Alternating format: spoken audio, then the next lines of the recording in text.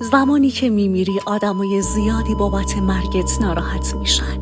آدمای زیادی میان سر خاکت اشک میریزن، اما جالبه بدونی هیچ کدوم از اون آدما به خاطر تو ناراحت نیستن.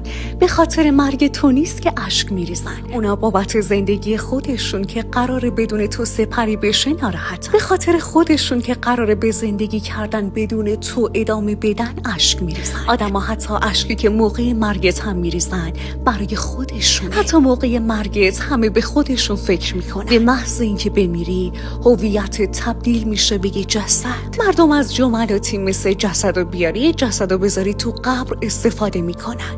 میبینی؟ بعد از مرگت مردم دیگه حتی به اسمم صدات نمیکنن. مردمی که کل زندگیت سعی داشتی تحت تاثیرشون قرار بدی. مردمی که به خاطر ترس از قضاوتشون هیچ وقت اونجوری که میخواستی زندگی نکردی. مردمی که برای رضایتشون حتی خودت هم ناراحت میکردی. مردمی که به خاطر حرفاشون هیچ وقت به خودت اجازه زندگی کردن ندادی.